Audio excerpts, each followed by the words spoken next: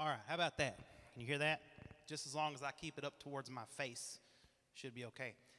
Last week, we talked about the family reunion with Joseph and his brothers. There was a little bit of a scheme that he had devised to where when they came to buy the grain in Egypt, he kind of slipped some silver into their bag. And so whenever they would come back to Egypt, they thought, you know what? Maybe they're going to arrest us. Maybe they're going to do this. Don't know. So it was this big, elaborate ruse that he made up to make his brothers think they're surely going to be in trouble when they come back to Egypt. However, they learned when they got back to Egypt that the steward of the Egyptian governor, who happened to be Joseph, had knowledge of the God of the Hebrews. And so we found out that Joseph, even from the time he was at Potiphar's house, he was constantly telling people about the God of his father and the God of his grandfather and the God of his great-grandfather, the God of the Hebrews. So he decides he's going to trick them one more time, and he places a silver cup in the bag of his youngest brother Benjamin when they're going to go back to Canaan. And, if Benjamin were to have this cup, or if he were to be found to have this cup, in all rights, Joseph would have been able to throw him into prison or keep him as a slave.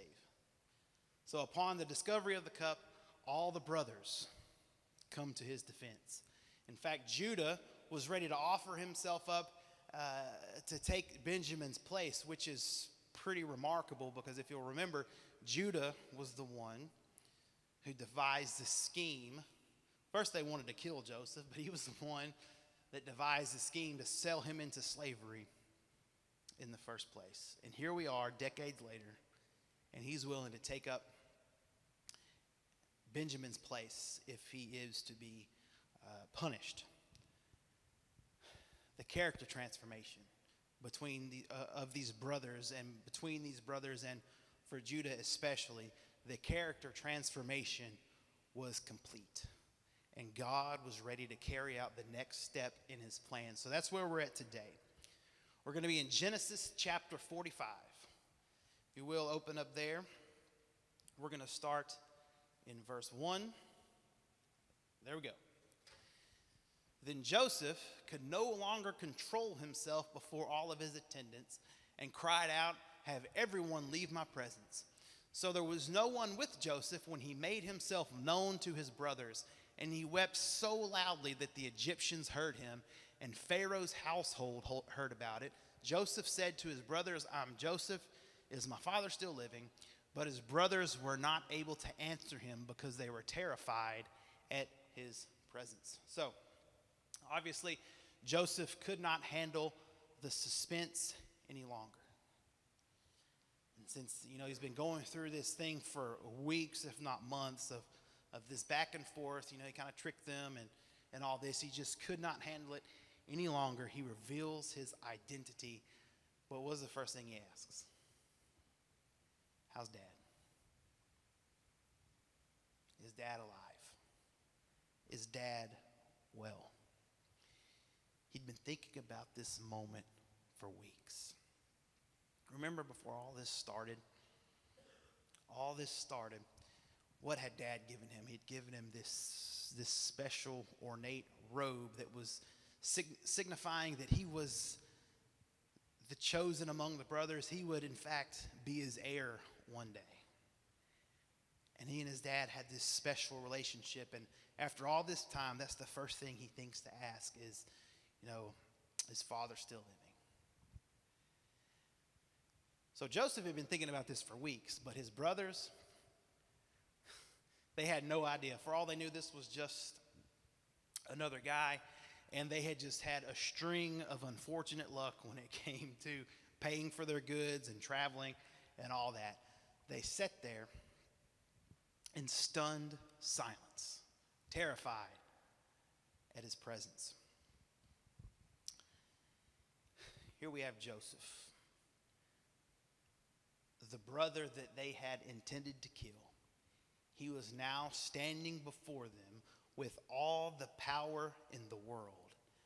And to their surprise, he was not extending vengeance, but he was extending mercy.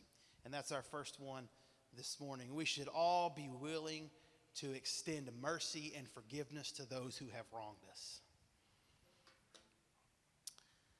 You know what this is? This is actually like a New Testament teaching in an Old Testament setting. Let's go through a list of some things, and we'll talk about forgiveness here.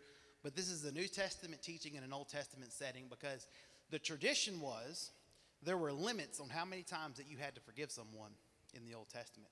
So let's list some things. They stole his coat, right? Beat him up, stole his coat. That's one thing he would have had to forgive him for.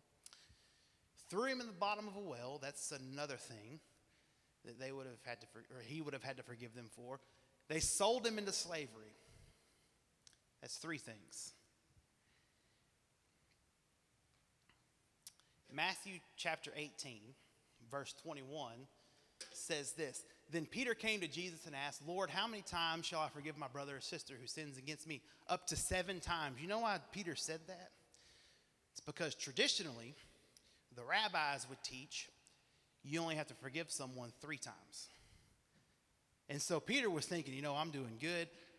I'll say 7 times. It'll make me seem like I offer so much forgiveness. And Jesus answered, I tell you not 7 times, but 77 times.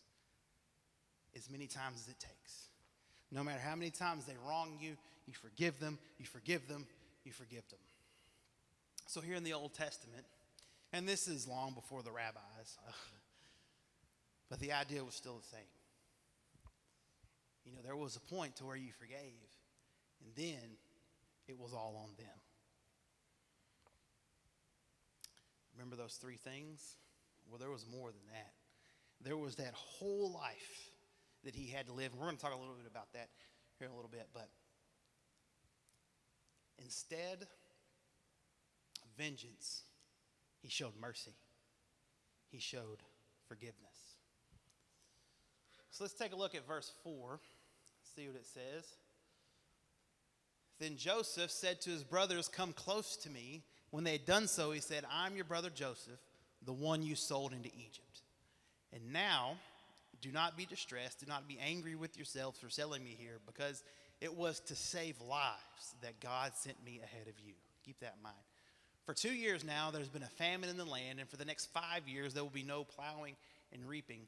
But God sent me ahead of you to preserve for you a remnant on earth to save your lives by a great deliverance. So then, it was not you who sent me here, but God. He made me father to Pharaoh, lord of his entire household, and ruler of all Egypt. You see, Joseph right here, he's displaying some varsity level maturity. That's what that is. That's varsity level maturity.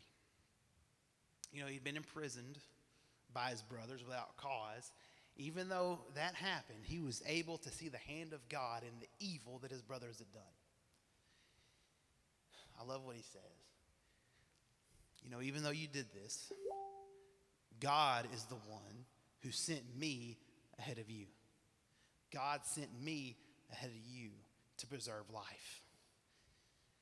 Now, this terrible string of events had led Joseph into a position of privilege just in time to save the lives of tens of thousands of people. It's crazy. And he had the forethought and the wisdom to notice the connection. Think about this. If Joseph had gotten his way at any point along the journey, that might have stopped God's plan.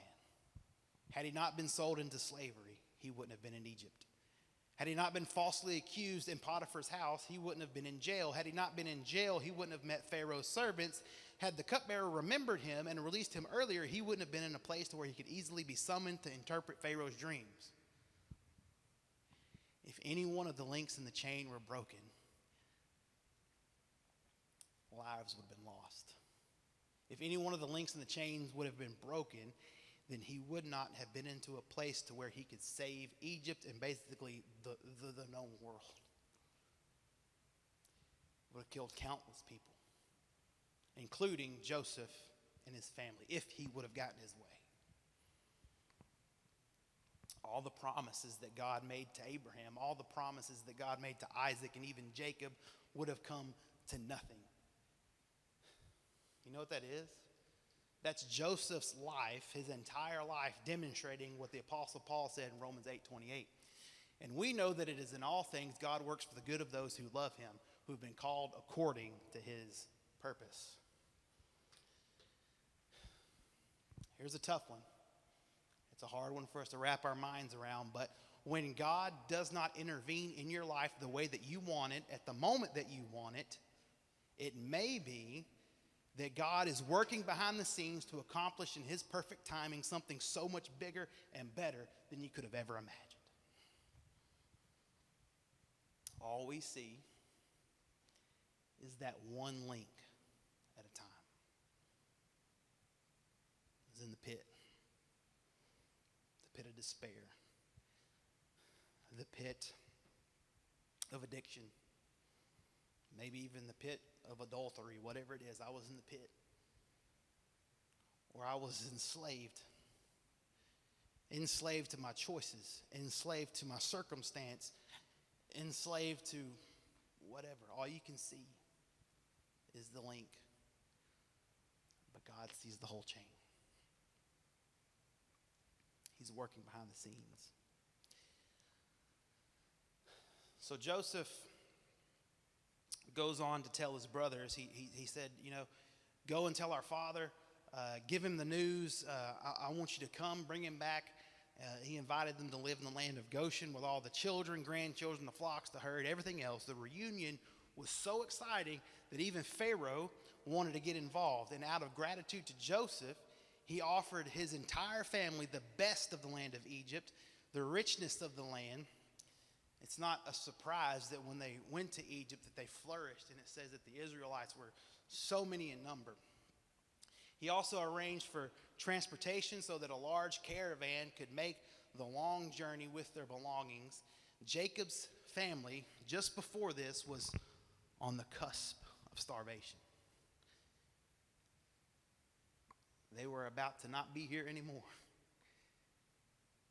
Destitute, down and out, and then in an instant had everything.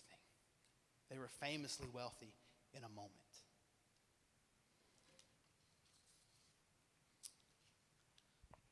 Now, they're about to go and get Jacob, Israel, tell him what all's going on, what happened, who is in Egypt. And before they go, this is down in verse 24. Before they go, Joseph says this. He sent his brothers away, and as they were leaving, he said to them, do not quarrel along the way. Now, why would he give them this command? Talks about giving them the land, and then Pharaoh setting them up with all this good stuff. But as they're getting ready to leave, why would he give them this command? You see, the unity that they had just achieved had taken decades to accomplish.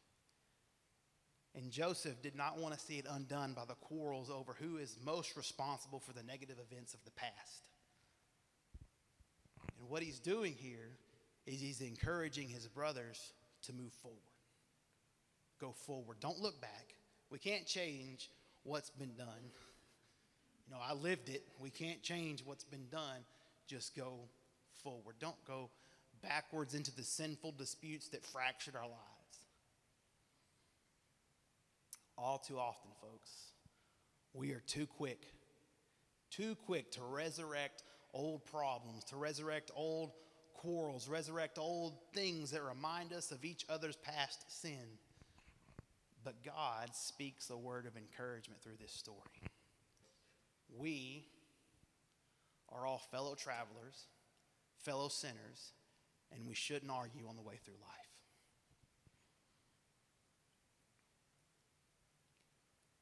We have enough to worry about.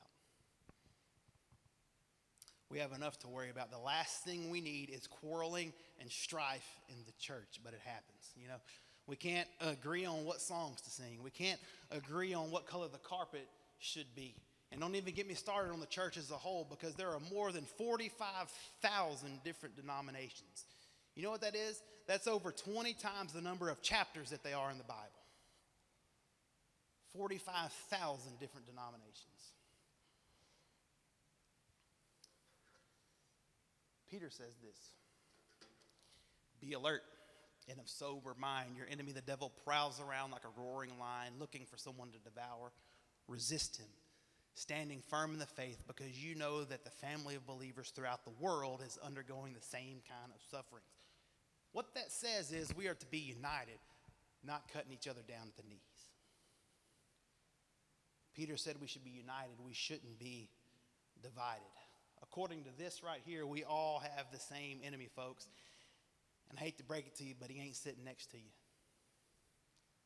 And he's not in the Baptist church down the road. He's not in the assembly church down the road. The enemy's smart. He's not ignorant. He's very smart. He's very good at what he does. That's why he does it.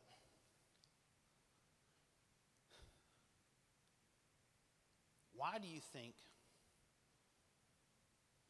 and this is a tough subject right now, why do you think this whole mask, no mask thing, and this whole vaccine, no vaccine has become such a topic of debate?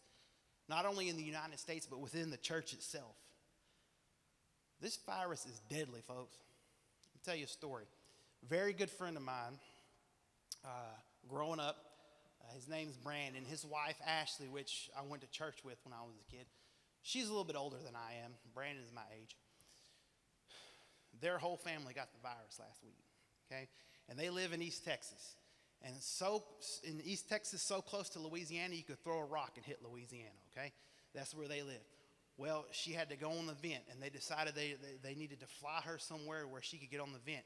There wasn't a hospital in Louisiana. There wasn't a hospital in Mississippi, and they had to fly her all the way to Pecos, Texas. And if you know anything about Texas, that's closer to California than it is East Texas. And it got so bad then that they had to fly her to New Mexico. I wasn't lying earlier when I said when a man has a heart attack, he may have to wait 2 hours before he can go into the emergency room. Did anybody see on Facebook what the doctor from Lady of the Lake said this week? It was chilling.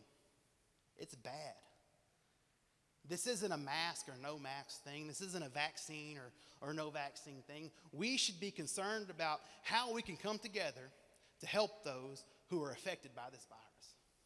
No matter what you believe, no matter what you think, because the world is in turmoil, the world is in trouble, and where do they turn? They don't turn to us. They turn to the government. They turn to whoever's going to put money in their hand. Historically, whenever something like this would happen, you know where the world would turn? To the church. Why is it not so now? I don't know. Kind of got an idea. Could it be the fact that we do have over 45,000 different denominations? Could it be because within those denominations we have different denominations to where, yeah, we kind of believe the same thing, but they believe this. Or we can't go to church with them because of this. Or we can't have any contact with them because of this. Where's the love? Joseph said, don't worry about the past. Because the devil's not ignorant. He's very good at what he does. Just look at what he's done to our great nation in the past few years. He's brought her down to her knees. The devil's not ignorant. Joseph knew it. God revealed it to him over time. Here's the thing, we should know it too. These are people's lives. And we should be in the life-changing business. We should be offering salvation through the blood of Jesus Christ. The gospel message is what? It's the good news. When was the last time we felt good about anything? When was the last time we had the good news within us that it just poured out to where when people saw us, they say, you know, he's living saved. It's always doom and gloom. I got to do this. I got to do that. This is going on at work. This is going on in the country. This coronavirus, I just don't know. But hey, I do know one thing. No matter how bad it gets, I've read the last chapter, and I know who wins. That is good news. If we can put all the other stuff aside and focus on that right there, on the cross, God will sort it all out in the wash. Father God, thank you for today. Thank you for this time where we get to come here, worship you, listen to your word being taught, lift your name up in song, and I pray for our country. I pray for our state. I pray for all of our churches. I pray that you would just be with those who are suffering right now because of this terrible virus. I pray that you would just help us to be the church in a time of need. This is not only a time of need, but a time of desperation, and we just lift it up to you. Pray that you would just help us to navigate through this storm. Pray that you would just help us to lean on you and put all of this at the foot of the cross and allow you to sort it out. In Jesus' name.